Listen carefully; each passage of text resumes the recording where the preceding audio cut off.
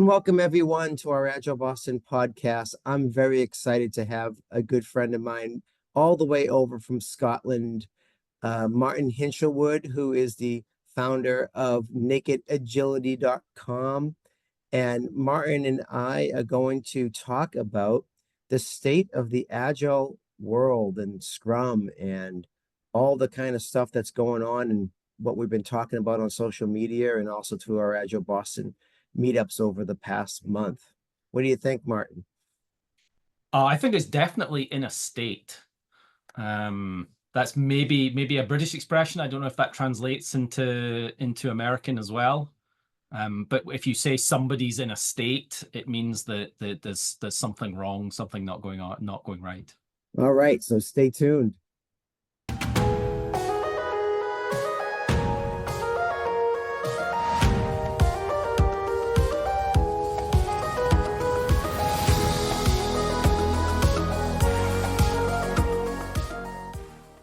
So Martin, we're in a state of what? Yeah. What would you say about the Agile and Scrum world right now? I'm quite blunt. You know that. I do. I would say that we're in a state of abject and systemic incompetence. That's what I would say. You mentioned off camera a little bit earlier a comment that Jeff Sutherland? Yes. Give thanks to Scrum about 5 years ago. Yeah, made about 5 years ago, saying if we don't all shape up in the Agile space, then we're all going to be out of a job in 5 years. And hey ho, look what happened. That's definitely prophetic. And I think part of we've been systematically obtuse, right, in dealing with the business. And we've kind of fallen into the trap that maybe other departmental models end up falling into, like when it's isolated, and that's that we forget we work for them, not they work for us. Yes. So when the business says, when will it be done? We're supposed to have an answer for that. When the business says, how much will it cost? We're supposed to have an answer for that. And that's not how Agile works, doesn't cut it, because that's not how business functions.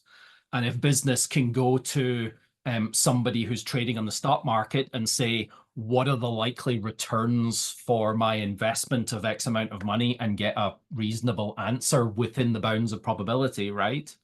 Then why aren't we doing that? And I know there's a much bigger Kanban movement now. I really like Daniel Vacanti's stuff around the Kanban strategy. I'm a programmer, so I think of it as an observer pattern. It's a thing that you use to observe a system so that you can then take systematic action within the bounds of that system. So what we've run into is a couple of things. This is Martin's ideas. I don't warranty any of these ideas, right? But what I'm seeing happening in the market is we've had a downturn in the economic, not just in economies, but the economic outlook, right? So the long-term forecasting is not great for economies all over the world, even though, for example, the US is recovering quite well just now.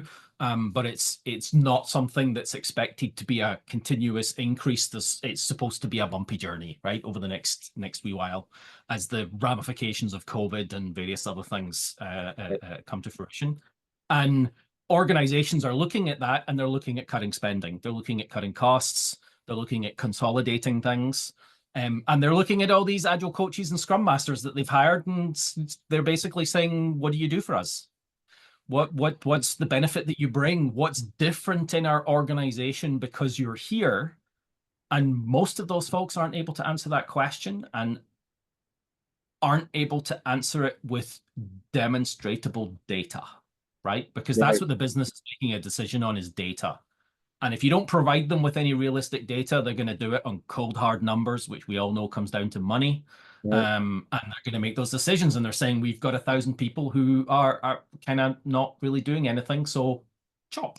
Right. But it is worth noting. You say at the end, we're the nice to haves, not the need to haves. So no. So the so we're getting into some interesting pieces there because I believe that the only reason that agile coaches and scrum masters exist is because of systematic lack of leadership in organizations, right? I think Really, we've talked about this before. If organizations had good leadership, not management, but leadership, they wouldn't need agile coaches to come in and be the people friendly to their manager slash narcissist side, right? I'm being right. hyperbolic, but you know what I mean. Yes. There are good managers out there for sure, and there are draconian agile coaches as well. That systemic missing piece is why we need the I'm going to say the agile coach and the scrum master, but not as a job title, but as a thing that needs to happen within an organization, if that makes sense. Yes. So organizations need that, but they've realized the bubble has popped and they've realized that most of the people that they've hired suck at it. They've realized that most of the people that they've hired are glorified personal coaches, right? Not nothing against personal coaches. I have a number of I have personal coaches two. that I work They're with very helpful. one on one who help me with specific things. I have an Asperger's coach that helps me with Asperger's. I had a business coach at one point that was one on one helping me with business. And these types of personal coaches, and I'm going to quantify what I mean by personal coaching, right? Personal coaching is when you make the assumption that the person that you're coaching knows the answer to their problem and you're coaching them towards the answer they already have or they already know or the realization that they need to Right. have through a thought process, Right. right? When I think of agile coaches and scrum masters, I do not think of personal coaching Right. like the people you're coaching already have the answer. I Mm. think of sports team coaching Yes. where does a team grow out of their sports coach? No, they don't. Right? Does a team do well if they don't have one? No, because they don't know stuff. The Right. the the the sports team, and if you go look at the record for sports team coaches, you'll see that almost all of them. There's some rare, very rare exceptions, not counting obviously Ted Lasso because he's fictional. Right. But there's some very rare exceptions. Sports coaches have played the game for many years, probably managed the game for many years, and coached the game, right? They have deep, a soccer coach has deep technical understanding of Right. soccer. They have deep technical understanding of the rules, of the training techniques, of the leadership techniques, the collaboration techniques that are needed to have a successful team. And that's what an agile coach and scrum master was always supposed to be. Somebody who was battle hardened because they'd done the job in some aspect, right? You don't have, if you're coaching I'm trying to think of American, so if you're coaching American football, Yes. I'm trying to Americanize a little bit here. There you If go. you're coaching American football, and your coach doesn't have to be a linebacker, right? Your coach might have been I don't know what you call it, a forward. Is that something? I may A be coach could crossing have over been into a rugby coach. there. Yeah. Typically, our coaches are either offensive coaches or defensive coaches. They were on the offensive side of the ball Yeah, or so you side of the ball. yeah, so you differentiate. You have two coaches, Yeah. one for offense, one for defense. Okay. Right. Um, But I mean, the but head coach might have come from one or the other, but they have coordinators that are experts in that particular side of the ball. So they so coordinate that from the they top. have deep technical Yes. knowledge Yes. and practical experience in what it is they're teaching and coaching and helping people get Right. better at. I like it. Lisa Atkins' model for agile coaching, I think, is fairly close to what I would look for and I use agile coach and scrum master interchangeably because for me the only difference between an agile coach and a scrum master is about $600 an hour, right? That's really the difference. So right. Um, and she talks about not just coaching, right? There's the Right. professional coaching piece Right. as well, but that's part of the puzzle. There's One, also one part of it. mentoring and teaching, Yes. um, and there's three technical expertises that the team needs. That not the Right. team, the coach needs in order to have the team be successful. They need deep technical understanding of what the team is doing, right? How does the team do stuff? Yeah. So in the software engineering space, that's probably DevOps, right? Yeah. Understanding DevOps practices, understanding Yep. how it can be implemented, Purity. test-driven Yep. development, how to help the team and coach them through difficulties that they're running through in that story. Yeah. And then you've got the business, right? Understanding of not just business, but this business, because you have to coach and help the product owners as well, Yeah. right? And how can you help the product owners understand value in business and building unless you actually understand business too? So you've probably worked in that industry, which is why financial organizations tend to hire people who have a history in financial companies, right? Yeah. Because you have that Mhm. expertise in that space. Mhm. But you also need organizational transformational mastery, and that's that looking through the rest of the organization because there's only so many things you can change on the team before it's the rest of the system that's the problem and not the team that's the biggest Sure. problem, right? Yeah. So have you seen there's the have you seen the Scrum Match data? I don't know if you've seen this. I might have, but remind me. So yeah, so Scrum Match is a new organization that's trying to do something quite interesting. They're trying to um, validate, and probably not validate slash review Hmm. Scrum Masters to say what level these Scrum Masters are at as an aid to hiring processes within organizations. So they've got a product and a website with Scrum Masters profiles, and they validate through a review, a face-to-face review, the level of skill that each of those Scrum Masters have, and they have an index from I think it's 1 to 5, and they have a detail of what that means, right? And effectively, 1 is they really have no idea what Scrum is. Um, can you guess how many people that have been through this process who are currently working as Scrum Masters, some for as long as 10 years, what percentage of them do you think are categorized as ones?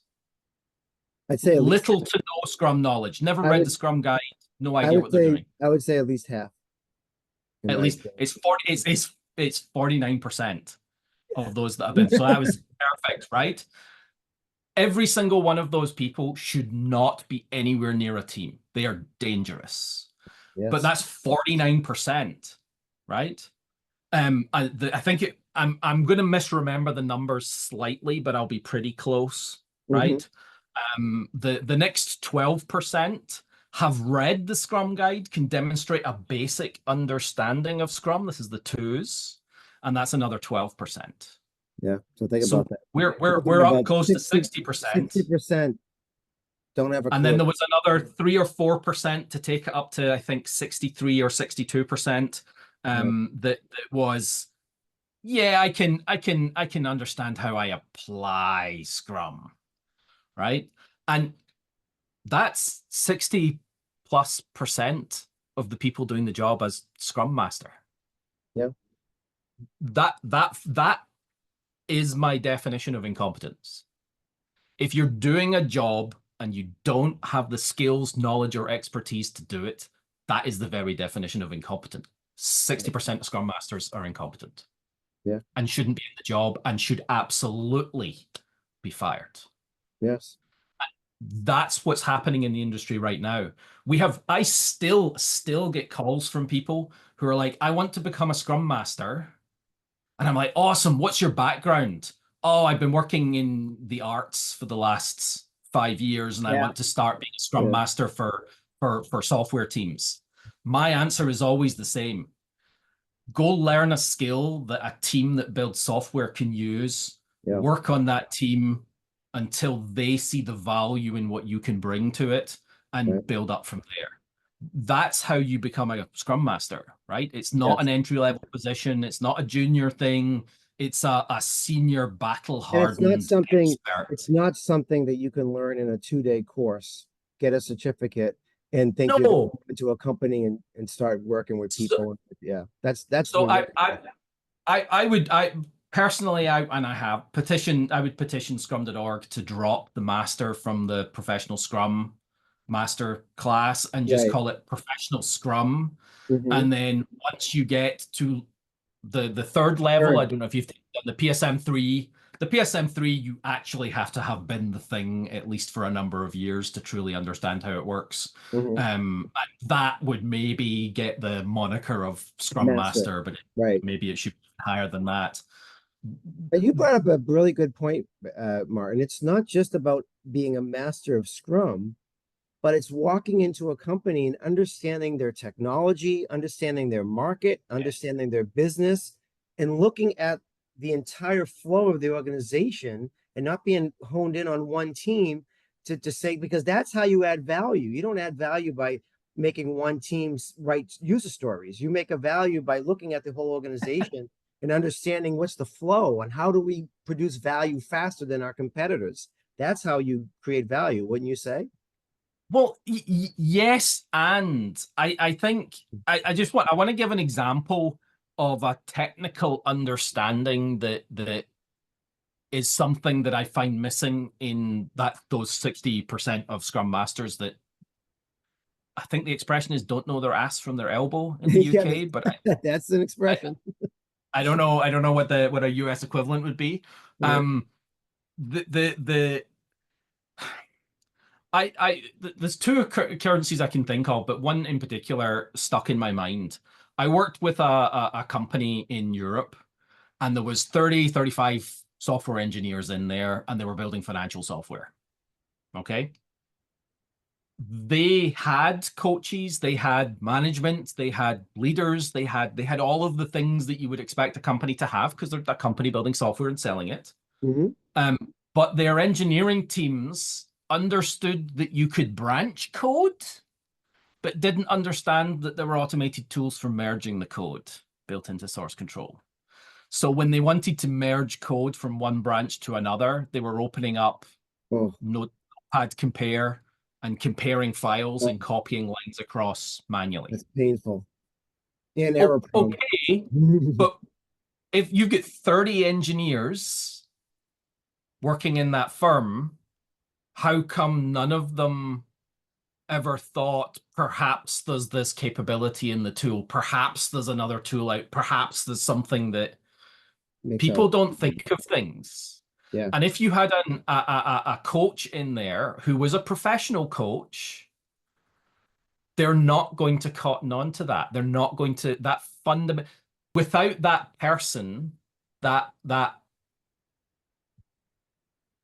teacher right. understanding all of those concepts and being interested and engaged in what it is the team is doing and how they're doing it and learning more and figuring out, oh, there's a problem here. Maybe I go do a bunch of research Yeah, and figure out how can I help this team solve this problem because I have a deep technical understanding holistically that right. then I can apply to this It, particular problem and help them out. right. And the thing is, one of the things that like, for example, what I do in my company is I'm I work with a lot of AI now. I'm not expected to be an AI expert, but I go deep enough. I go as deep as I need to go to understand, to be able to speak the language and be able to use my instincts to be able to say, hey, did you think about this? Or why would it be Yeah, like this and not this? Asking those right questions.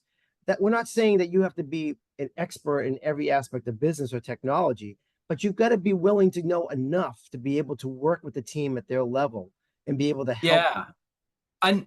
And I think it's even more interesting because it's and that word we use it a lot in Agile, enough, Yeah, right? do How enough, much like backlog should we architectures, have? architect Enough. enough. How much Right. detail should it have? Enough, Just right? enough. Um, Mhm. how much knowledge should you, as the coach, have as a deep technical expert in what it is the team is doing? Enough to help them, Exactly. right? So if I was going into that team that I mentioned of 35 engineers, I would expect the person coming in to help them to have much deeper technical knowledge because the team is deficient, right? There's Yeah. something missing. Yeah. But if you don't have that deep technical knowledge, how do you know there's something missing, right? That's the crux of the problem, and why Agile is in a state of existential crisis right now. And part of the existential crisis is self-made. We have all of these potentially rightfully fired Scrum Masters and Agile coaches, right? Because they're crap. Yeah. Alongside people that got fired in the shuffle, right? Because Just because they have the title. when there's a cull, you lose. Sometimes you lose some good people as well.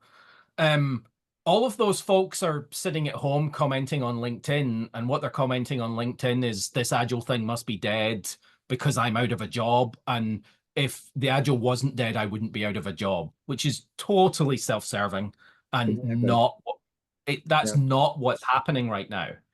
Agile is realigning towards competence. We've Yeah. we've had a huge amount of time, 20 years of boom in the agile world, where demand has far outstripped supply of competent people. Therefore, the bar has been lowered and lowered and lowered, and we get a huge swathe of abject, incompetent people doing Right. these roles. And you get these large consultant firms that want to go in and just give you we're gonna, it's like a bathroom remodel. We're gonna take this out and Yeah, pop this. yeah, yeah. And so they hire these people just to get people in there, I and I see I they see follow a people I script, see and that's a problem too. I see people all the time who are agile coaches at the big consulting companies like McKinsey and Accenture, and they've been in that role for less than a year, and Yeah, their background is nothing to do with what they're being an agile coach in. right. But they come in and They're they they're follow just the script that they've been they're told. following the Yeah, script. Yeah, they're following the script. They don't yeah, actually they're standing on the shoulders of the peers in their organization that built those scripts. But as has been demonstrated time and time again, especially in the big four consulting companies, they yeah. don't know what they're doing either, right? Yeah. Um, And you yeah. talk about it, if you're out there and you're a scrum master, you're a coach, you need to be able to have tangible evidence that you're adding value to the company. And Oh I know yeah, and, absolutely. and I know that we're running out of time, Martin, but quickly, what type of if you can give people advice of what type of tangible evidence should they be thinking about in their jobs Yeah. right now to show that they're adding value to the company? What would you say are the top two or three things that they should be thinking about? Ooh, top two or three. The top thing is always profit, right? This is what companies are here for. Companies exist to make profit, and they don't exist when they don't make a profit, Right. barring some weird tech world Yeah, fandangle, right? But in general, if you don't make a profit, you're not a company for very long. you're not gonna have any I investment. I would I would so if you're a coach in a small organization and they've maybe got one or two teams and they're building software to support the rest of their business or software that they sell, you should be able to demonstrate a clear connection between the help that you bring to the team and the financial success of the product. You should be able to make that clear connection. If you're in a bigger organization where there might be a lot of disconnect Right, between the money that's brought in, there's a lot more pieces in the system that right, generate the profit, then you probably want to look at things things that the business care about, right? So when you take the job as a Scrum Master, agree with the business what it is they want you to do, yeah, right?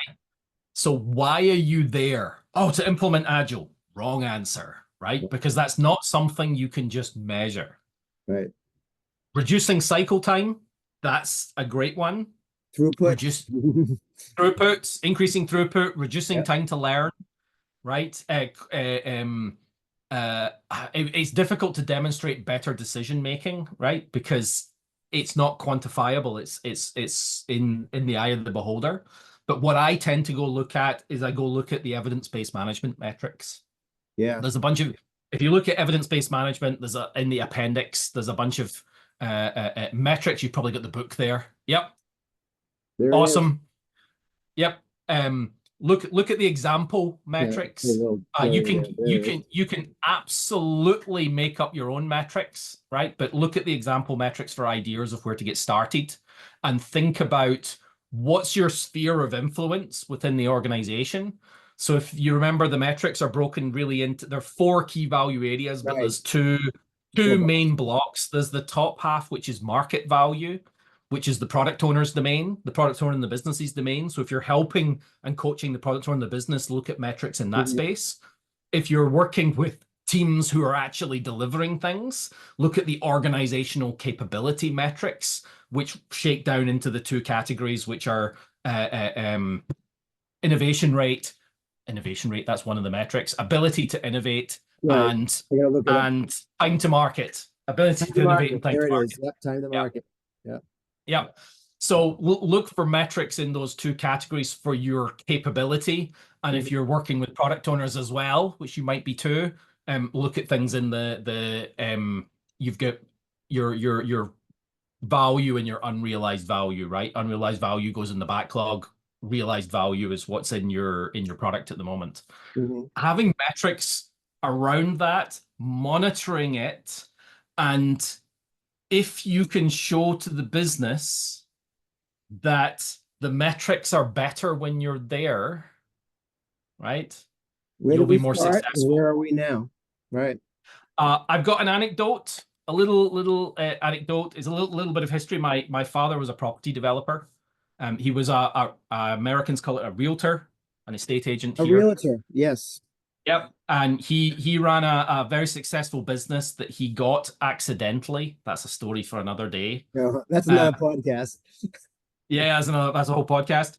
But he worked to make the organization more effective. His job was as a organizational change consultant to, even though he's like the managing director, right? That's a managing director's job is a change consultant Right. and improving the organization, making it profitable, right? And he realized that he was being imposed by a whole bunch of terrible constraints by the business. So he tried to do, I guess they call it a hostile takeover, right? Oh. Where leaders, somebody in leadership tries to take over the business and force out the rest of the organization, like kind of buy it off them, but it's more complicated than that. It's not a bad thing. It's what happens in business reasonably Hmm. frequently. So it failed. So they put him on garden leave. We have that thing here. Garden leave. I love it. Garden leave is great. So just as a garden leave is um the business want to fire you, but you have a they're not it's not cause for firing. So you have to work your notice, but they believe that you as an individual are too disruptive to have in the office with all the other staff. So Yeah. they say, go home and work in your garden for the next whatever it is. And his was 3 months. Right. So he spent 3 months working in his garden and then they brought him back for double pay because they'd gone from profit to loss. Wow. So they've That's how appreciated it. you demonstrate your value. If you're an agile coach and you've been fired and your team continues to be a total rock star without you, then you're probably not needed there anymore, right? Sure. Right. If things go badly afterwards, and that's not to say I wanna caveat that with don't make yourself valuable, right? That's Right. the if you reward firefighters, you breed arsonists, right? Right. But be the best you can be, help the organization improve the way it does things. And because you're helping them demonstrating leadership, helping them make better decisions, when you leave, less better decisions will be made in theory. Therefore, they'll want to have you back. We'd love to have you back. Um, Right. yeah, not the same idea for consultants. If you're a consultant, you want to teach the people that are in there, right? The Right. teach a man to fish story. But for in-house employees, FTEs, that's what you should be looking at measuring. Nice. Martin, this has been fantastic and thank you so much. Tell everyone how they can get in touch with you if they need to get some consulting from you or some coaching from you. Oh, sure. Yeah. So nkdagility.com, Naked Agility, is my company. You'll find me on there. You can find me on LinkedIn. You can find me pretty much everywhere if you search for me. I'm not the football manager, Martin Hinshelwood.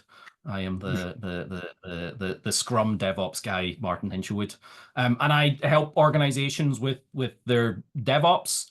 with their Scrum, with their Kanban, with their technology, right? Yeah, That's just whatever they need to be successful. that's right. Well, Martin, thank you so much for being here. And it's always a pleasure. Thank you for your past participation in Agile Boston events. You've done at least a couple of them. I hear you're coming to Boston next month, so I'm going to look forward to catching Yep, up with you then. And yeah, we mentioned the book, Unlocking Business Agility with Evidence-Based Management. Um, great book. Patricia Kong, we had a podcast with her about that book. Todd Miller, Ryan Ripley, who have a great book out also called Fixing Your Scrum. They're co-authors along with Kurt Bittner. Um, and we had Ryan and Todd live in June when they were at Scrum Org in Burlington. So maybe we can get a live event with you next month when you're here.